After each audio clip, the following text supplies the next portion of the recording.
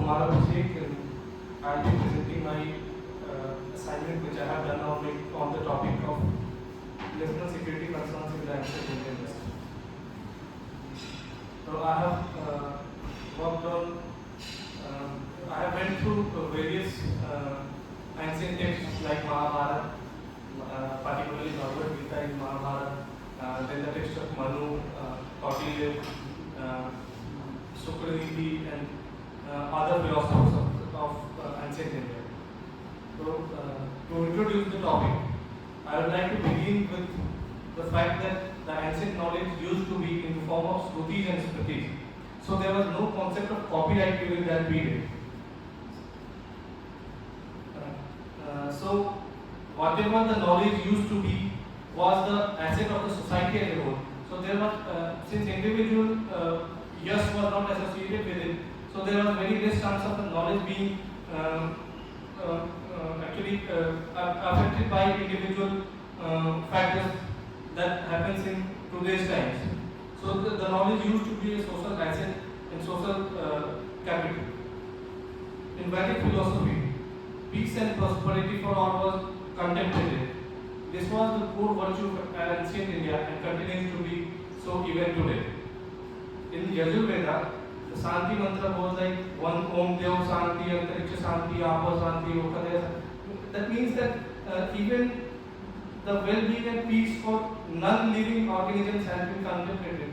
So, if we talk of wars and peace and security, then obviously they were on a different footing as compared to the world that prevailed during that time. Vedic mantras are inclusive and peace welfare for all. Like we know about the popular mantra of Sarve Bhavantu Sukhina Sarve Santu Nirabhaya Sarve Bhadrani Pasantu Mahakachitu Bhavavaya. Then prosperity of individual was also contemplated. In Yajurveda, mantra number 36:17, the absence of war and security for all was contemplated. When we talk about wars, the concept of war was about Dharma Yuddha. If we go to Bhagavad Gita, the first slok is Dharma Kshetre Kurukshetre Samveda Yuyutsava Mamka Pandus Seva Kim Akurva Sanjaya. Dhritarashtra is asking Sanjay that what is happening in the battlefield. And Sanjay subsequently replies to it, but apart from addressing the battlefield as Kurukshetra, he is also addressing it as Dharma Kshetra. So the war was fought to preserve the Dharma. That is righteous cause. So in today's context, when we talk about just wars, wars cannot be just. War in its phraseology itself is very unjust.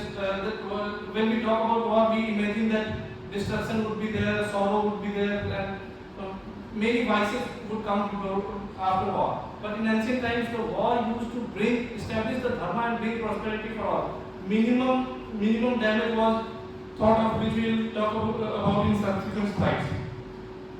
To build upon the concept of Dharma Yuddha, I would like to point out a couple of things before I proceed further.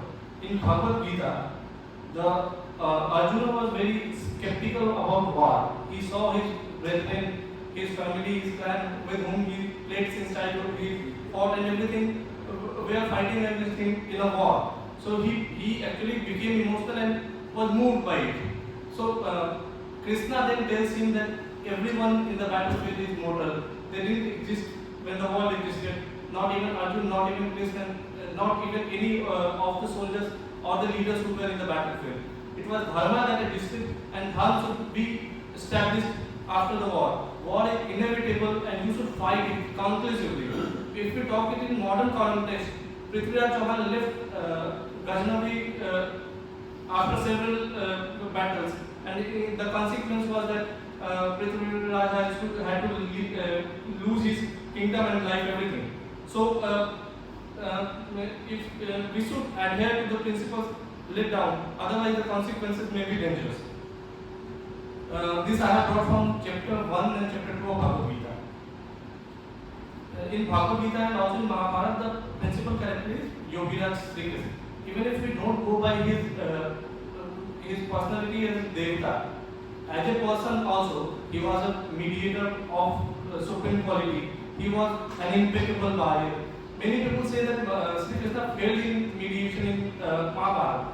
But if we do a deep study, we find that it is he who wanted the war to happen so that dharma could be established. He was not in favor of a truce. That's why the war happened and the result was infertile. He was also a very great strategist because it is said that the army of Kauravas was greater as compared to Pandavas, but it was because of their advisors Krishna they won the war. Chemin in his Kala Vilas, this is a book by Chemin, who was a philosopher in the 10th 11th century. He says that Krishna had 64 Kalas in him, whereas Ram had only 16. So even if I associate personally with Rama because Ram is more in limited by human limitations, but still Krishna was in terms of personality. He has many more colors. Like Ram didn't have chal in him. Ram didn't have many such qualities in him. I won't say that didn't have those qualities, but he didn't make them evident. He actually kept himself limited by his limitations that the role he was playing. Now we move after knowing Sri Krishna, we move to the 4th chapter of Bhagavad Gita, where he says, "Yada yada hi dharmasya glani bhavati bharata abhyuthanam adharmasya tadatmanam srijamyam paritranaya sadhunam vinasaya chatuspadam dharma sansthapanarthaya samhavami yuge yuge." This phrase is not about dharma. This is about every individual, every human being. That if you have come to this earth, you should live to uphold the righteousness.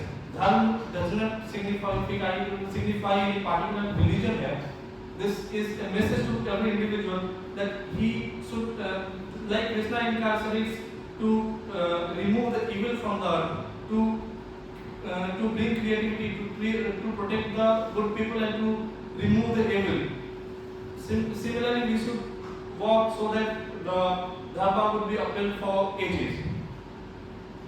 Now, I have brought some slokas from Shanti Parva of Mahabharata. The first such slok is Mokshe Prayane Chalane Pan Bhojan Kalayo Ati Chiptan Vayati Chiptan Nihitan Prati Nukritan Suvi Srabdhan Kritaram Bhanu Pashyan Patapitan Bahishcharapnu Panyasham Kritave Manu Sarina. This sloka means that one, I have quoted in Hindi, कि जिसने भी अपना शस्त्र कवच उतार दिया है, जो युद्ध स्थल से प्रस्थान कर रहा है, जो घूम फिर रहा है, जो खाने पीने के अवसर में है, उस समय किसी को न मारे। इसी प्रकार जो बहुत घबराए हुए हो, जो पागल हो गए हो, घायल हो, दुर्बल हो, निश्चिंत होकर बैठे हो, दूसरे काम में लगे हो, लेखन कार्य करते हो, पीड़ा से संतप्त हो, बाहर घूम रहे हो, दूर से सामान लाकर लोगों को निकट पहुंचाने का काम करते हो, अथवा छावनी की ओर भागे जा रहे हो, पर प्रहार ना करें। If we compare it to modern Geneva Convention on prisoner of wars and those on the soldiers who have surrendered, this can be related. Apart from that, there is a concept of non-use of nuclear weapons, bio weapons. There is an assumption that war should be fair. All these are reflected in these slokas. Then the next sloka is Paramparya Dware Ye Kechid Virdana Paricharya Vato Dware Ye Cha Kechan Vargina. This sloka means जो परंपरा से प्राप्त हुए राजद्वार पर रक्षा आदि सेवा आदि का कार्य करते हो अथवा राज सेवक मंत्री आदि द्वार पर पहरा देते हो तथा किसी युद्ध के अधिपति हो उनको भी नहीं मारना चाहिए. We talk about not killing of civilians within the military, not killing of ordinary citizens. All this is reflected because all the jobs that have been elaborated in this sloka are civilian in nature. Therefore, we see that these principles are relevant even in modern times when thousands of years have passed by them. The next sloka is Anikam ye vibhindanti bhinnam sansthapayanti cha samanasya napa naste kaya dviguna vedana. That this assumes that those who are warriors, those who fight like warriors, should be given salary as equal to as double as ordinary soldier is paid, and they should be treated like king. They should be provided services like a king, because it is the warrior who preserves the nation, who ensures the national security. So they should be treated as in modern time also we have seen that our spirit towards our armed forces are we generally tend to respect armed forces by the name only. So this is because of this belief and this thought process. The next श्लोक is दशाधिपतयः कार्या शताधिपतयः तथा ततः शस्त्राधिपतिं कुर्याच्छुर मतंद्रितम. This means that on every 10 soldiers सेना में 10-10 सैनिकों का एक नायक बनावे, कुछ 100 का एक तथा किसी प्रमुख आलस्य रहित वीर को 1000 योद्धाओं का अध्यक्ष नियुक्त करे. This is what has been contemplated in Mahabharata. So if we see the army structure of today, there is a platoon of 40 soldiers, then there is a unit of around 200 soldiers, then there is a regiment, then there is a brigade, then there is a division, then there is a corps of command, and then there is a headquarters of the armed forces. So the structure also was contemplated similarly during that time. Moving on to the next sloka. यथा मुख्यान संति व्याप्य वक्तव्या संसपामहे विजयार्थम ही संग्रामे नतक्षाम परस्पर. The soldiers in collectivity should place that they will not leave each other until death comes or until they achieve victory in the war. So this means that there should be a sense of brotherhood, fraternity in the army. If we compare it to modern times, in army the motto is service before self. And if we see them closely, they keep nation first, then their citizens after that, then their fellow mates after that. There is a concept of buddy pair, where it is expected that you yourself die but you protect your buddy pair. And then at the end they keep self. So the sense of sacrifice and service should be paramount. Moving on to the next sloka. इहैवते निर्वन्ता ये च केचन भीरव ये घातयेयु प्रवरम कुर्वाणस्तुलं मूलं प्रति. That those who fear the life should leave, and only those who can kill the opponent shall stay. If we see the modern SSB process of recruitment of armed forces, we see that they analyze the soldier on their 16 officer-like qualities. So they actually assess the aspirants based on those 16 qualities, and they determine whether such a person is fit for the armed forces or not. So and this is being reflected thousands of years ago in Mahabharata.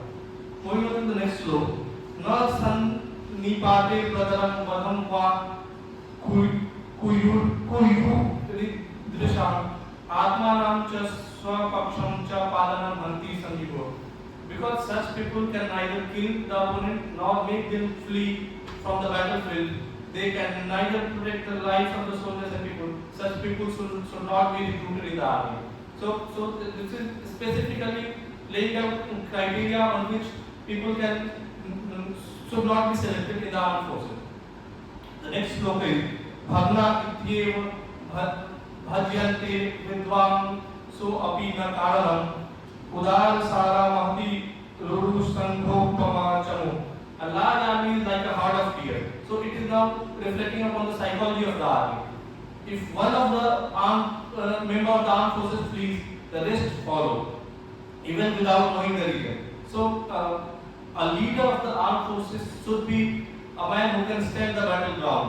So that because it is the morale of the men of the army which is determined by the morale of the leader. We can compare it to modern times. We see Israel, which is a very small country, but even then it establishes its sovereignty among the adversaries just because the leader has the qualities of a warrior and a leader. Moving on, we see in Mahabharata that there are other things like all our kingdoms should be treated justly, king of all our kingdoms should be treated justly. So there are principles laid down. Apart from that, lessons that we get from the perspective of national security from Mahabharata is the instance of Pandavas, where they were satisfied only for 5 villages, but Kauravas rejected and this resulted into destruction. So at times we should satisfy ourselves even for small losses, so that the larger loss can be pushed forward or can be eliminated. This is the strategic lesson that we get from that. Apart from that, mediation should be promoted and should be actually respected. This is what we learn from that instance. Like already I said, the example of Prithviraj Chauhan, who had rejected the proposal, who had actually not followed the advice and had let Mohammad Ghaznavi go, and this resulted in his defeat. Yes. So now I am moving to Kautilya, where a sloka in chapter number 9 from the book of Maxims of Kautilya, Diva Kaka Kausika Hanti Ratra Kausika Kaka. In during day, a crow can kill an owl, but during night an owl can kill a crow. So the time of war is very important. This is what other epics also say. Apart from that, the next sloka is Swara Hayo Kalahe Antar Chandalas. Means in a war of a dog and a monkey, it is the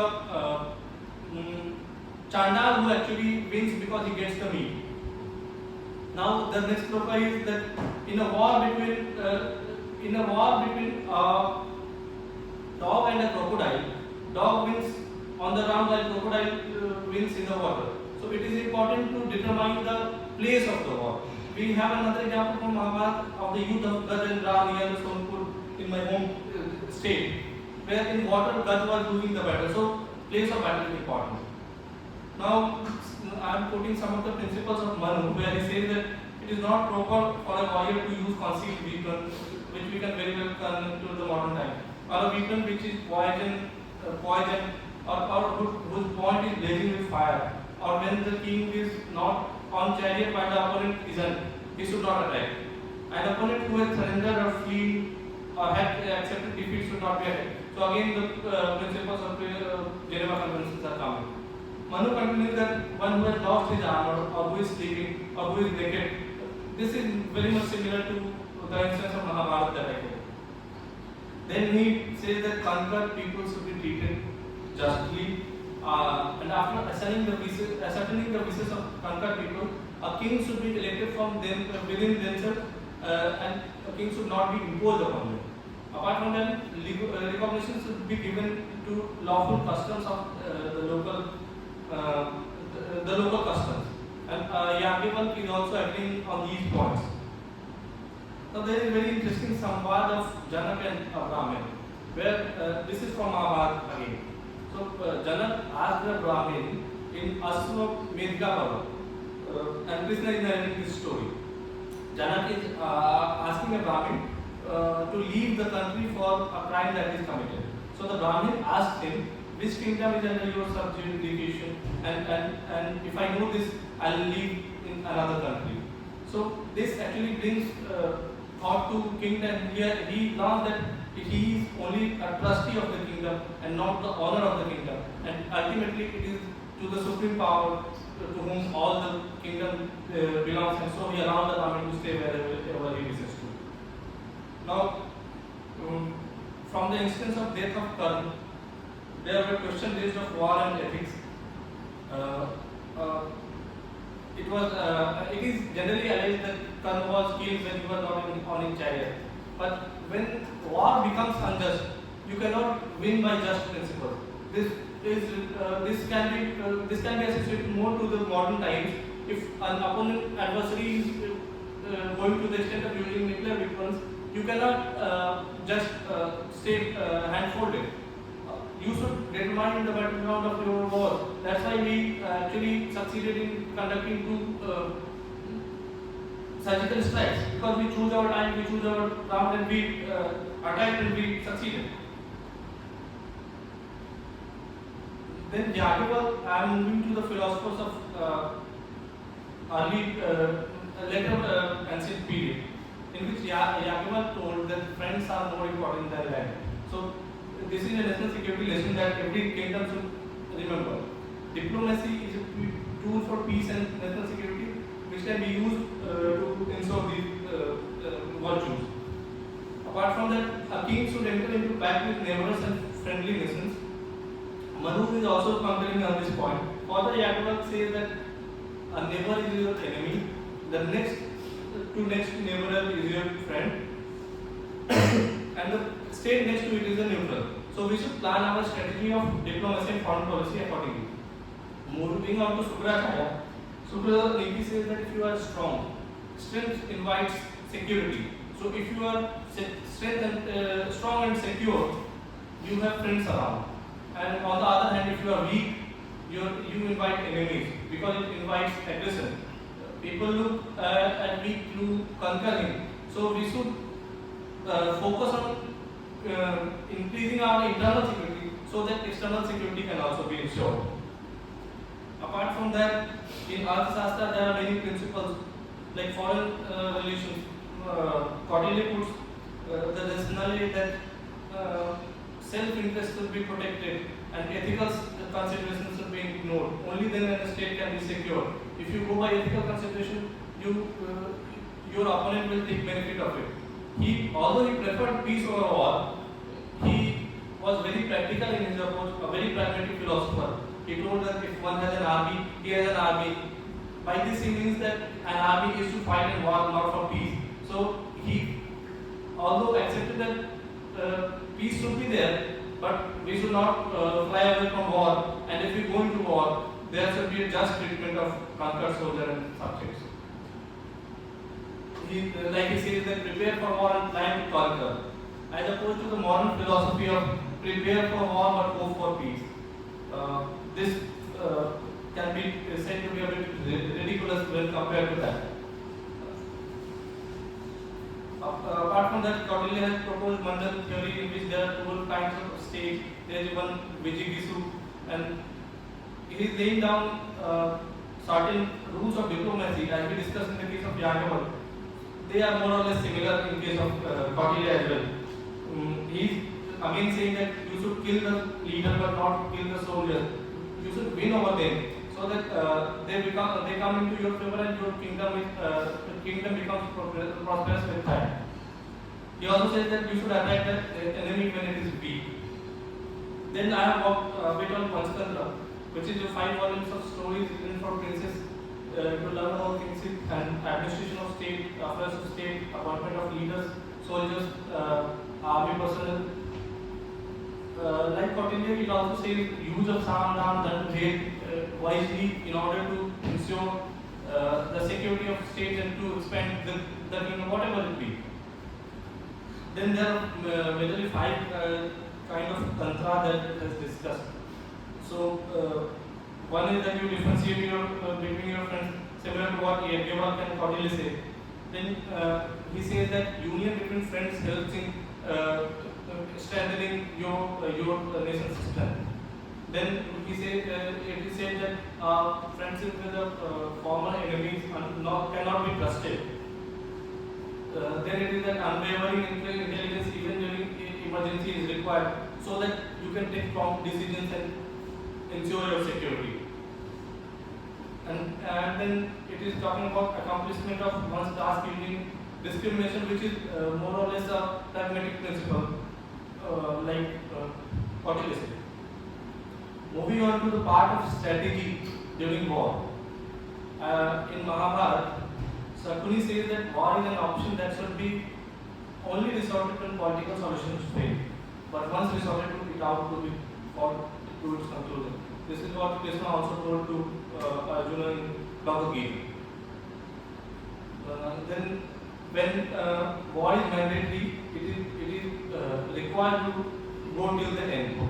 And rather than to walk away from violence out of principles, you should prefer to go into war and ensure your well-being, security, and in establishing the right essence. Like we saw in the case of Prithviraj Chauhan, there is an instance in Mahabharata as well, where Krishna's advice was not followed by Jayadratha, not followed by Pandava in case of Jayadratha, when he had actually committed a crime against Draupadi, but he was not killed. So he became a problem for Pandava in the war of Mahabharata. if we, this I am quoting from External Affairs Minister Mr. S. Jaikan's statement that Pakistan is a state which wishes to destroy India at the cost of its destruction also. Same was the case with Sindhu King Jaidar, who did not care about his safety, but his only motto was to inflict harm upon the Pandavas. So we should see that. So it's the case of suicide bombers also. Yes, sir. Rightly pointed by sir that so is the case of suicide bombers. So we should not take any enemy, howsoever small it is, lightly. Otherwise, it may cause us consequences. Now, this I am bringing from Mahabharata, that spying and information collection intelligence is an important part of strategy. Mahabharata says that cows see through their senses of smell, Brahmins see through the Vedas, kings see through spies, and ordinary people see through their eyes. So we should go by these policies.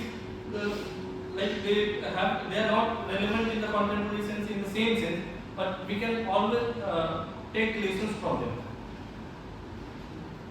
In this case, this is a samvad between Yudhishthira and Narad, where Narad said to Yudhishthira that a king should always have 15 kinds of spy, 3 different spies to spy over 18 categories of person of enemy and 15 categories of persons of their own state. So that each spies give them their own version, and so that they can reach to the truth upon themselves. So in this way, king can ensure his security. In the concluding parts of my presentation, I would like to point to the principle of warfare, which is and diplomacy as well, which is followed even today. That don't burn the bridge road, and you should not kill the messenger. Because in Mahabharata, when we borrow from Dinka's poem, "Ulte hari ko baat nahi chala, jo tha saathe saath nahi chala," we see that Kauravas went to restrict Sri Krishna and confine him. So this resulted in destruction. Again, in case of Ramayana, Hanuman and Angad went to Lanka, being messengers of Lord Ram, but they were trying to be captured. And in one case, Lanka happened, and in one case, humiliation of Ravan in his own Uddabar happened. So, to conclude, I would quote Shanti Mantra of Yajurveda, which seeks to ensure peace everywhere in the world. So, peace be upon everyone.